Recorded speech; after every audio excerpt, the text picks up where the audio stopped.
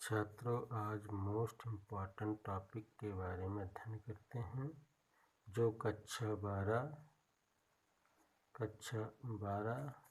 में मैथ, गणित तथा कक्षा 11 के भौतिक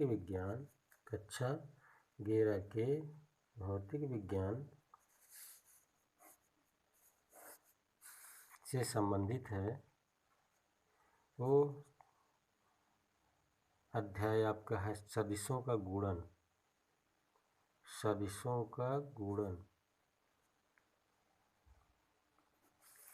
अच्छा, क्योंकि आप जो है जानते हैं कि वेक्टर राशियाँ वो राशियाँ होती हैं जिसमें डायरेक्शन और परिणाम दोनों होते हैं। तो सदिश राशियों में सदिश राशि वो राशियाँ हैं जिसमें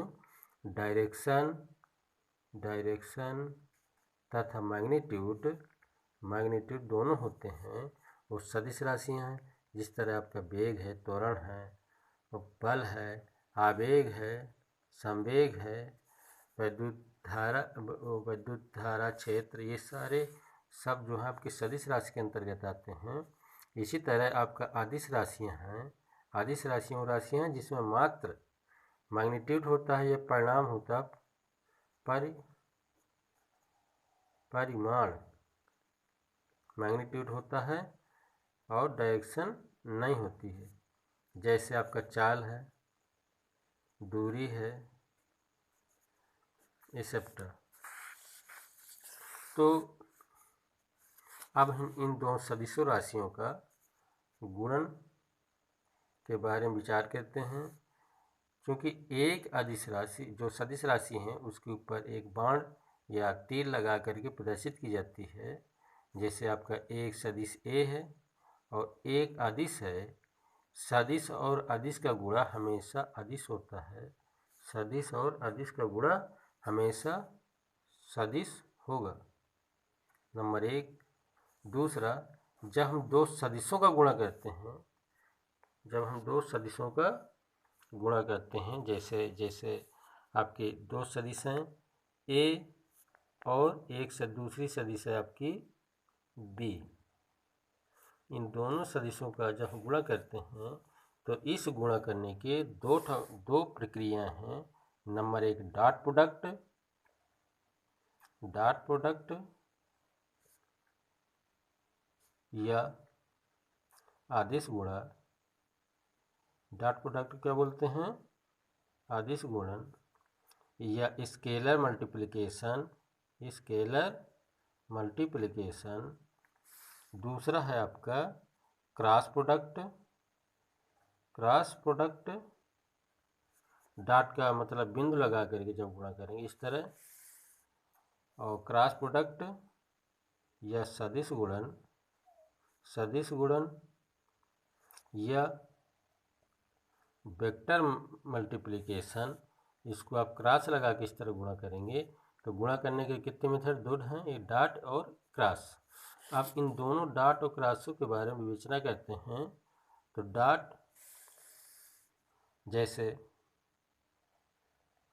ए dot B equal to A B cos theta, ये डॉट प्रोडक्ट का सूत्र है। और दूसरा A dot B equal to N cap और ए बी साइन थीटा, जहाँ पे एन क्या है? एन कैप आपके यूनिट वेक्टर है और यूनिट वेक्टर का मैग्नीट्यूड मात्र 1 होता है। और ये मात्र जिस राशि में लगेगा वो डायरेक्शन इंडिकेट करेगा। तो ए बी cos थीटा। क्योंकि हम एक एग्जाम्पल करते हैं कि बल और जैसे आपका वर्क है W बराबर F dot S cos theta. इसको आप क्रॉस इंडिकेट नहीं करेंगे क्योंकि कार्य आपका एक क्या है? चूँकि बल आपका एक से क्या है? सदिश राशि है और विस्थापन भी एक सदिश राशि है। और दो सदिशों का जब हम डॉट प्रोडक्ट करते हैं तो क्या आएगा? दो सदिशों का डॉट प्रोडक्ट हमेशा अदिश होता है। मोस्ट इम्पॉर्टेंट, दो सदिशों का डॉट प्रोडक्ट हमेशा अदिश राशि होता है। तो पहला मेथड क्या है कि दो सदिशों का डॉट प्रोडक्ट हमेशा अदिश राशि होता है। जिस तरह बल आपकी सदिश है और विस्थापन भी सदिश है। इनका जब डॉट प्रोडक्ट निकालते हैं तो कार हमें प्राप्त होता है। कार क्या है, एक अदिश राशि है। सेम इसी तरह आपके कुछ यूनिट वेक्टर हैं, जैसे अक्षों के त्रिविम ज्यामिति में आपके किसी बिंदु की जब पोजीशन में ज्ञात करते हैं तीनों अक्षों की परितः, माना कि 3 अक्ष हैं, कोई एक बिंदु आई पी है, इसके पोजीशन ज्ञात जब करते हैं तो इसका पोजीशन वेक्टर जो होगा पी का क्या होगा, आई कैप एक्स और जे कैप वाई प्लस के कैप जेड। ये किसी बिंदु की पोजीशन ज्ञात करने के लिए उसका स्थित वेक्टर है। क्या है, स्थित वेक्टर है। और इस स्थित वेक्टर पे जहाँ पे आई जे क्या है, यूनिट वेक्टर हैं। आई क्या है, एक्स अक्ष पर यूनिट वेक्टर, जे क्या है, वाई अक्ष पर यूनिट वेक्टर।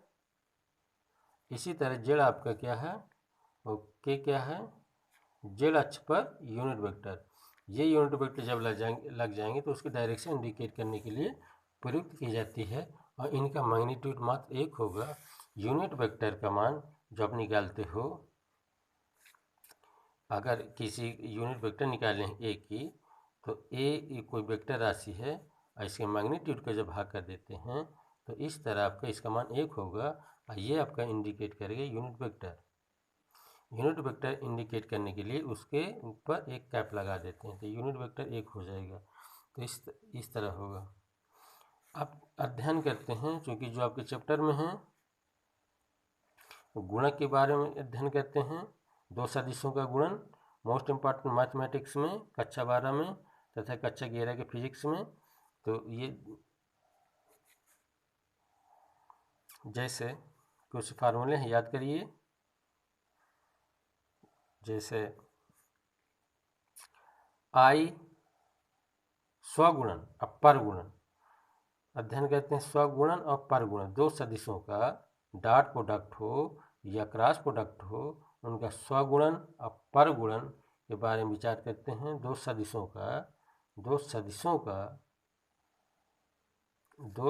का स्वगुणन और परगुणन।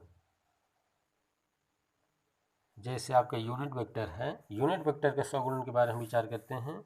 यूनिट वेक्टर आपके जैसे आई है, और आई में जब आई का डॉट प्रोडक्ट निकालेंगे और डॉट प्रोडक्ट जब निकलेगा तो इसका 1 होगा। इसी तरह जे और डॉट प्रोडक्ट जे और के, इनका स्वगुणन हमेशा 1 होगा। मोस्ट इम्पॉर्टेंट यूनिट वेक्टरों का जब स्वगुणन करते हैं, तो हमेशा उसका परिणाम क्या आएगा, 1 आएगा। इसी तरह जब हम परगुणन करते हैं डॉट प्रोडक्ट का आई, अब परगुणन की बात करते हैं। परगुणन ये तो हो गया स्वगुणन।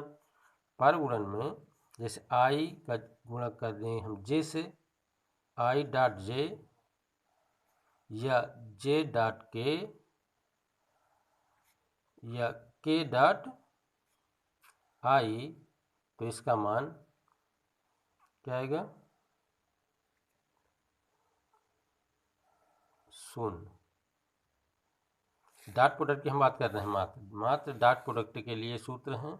ये क्या है, डॉट प्रोडक्ट, ये डॉट प्रोडक्ट के लिए है, डॉट प्रोडक्ट है। तो आई और जब डॉट प्रोडक्ट निकालेंगे तो इस तरह होगा। इसी तरह आपका क्रॉस प्रोडक्ट जब निकालेंगे तो आई कैप क्रॉस प्रोडक्ट, इसका मान 0 होगा। इसी तरह जे क्रॉस जे के क्रॉस के, अर्थात इनका जब क्रॉस प्रोडक्ट आप निकालते हो स्वगुणन का तो इसका मान 0 होगा, और जब पर गुणन हम करते हैं आई क्रॉस जे या जे क्रॉस के या के क्रॉस जे, तो इसका मान 1 आएगा। सेम इसका उल्टा है। आज इस चैप्टर के बारे में अध्ययन करिए। अब दूसरे वीडियो में हम जो है इसके न्यूमेरिकल हल करते हैं, सवाल लगाते हैं।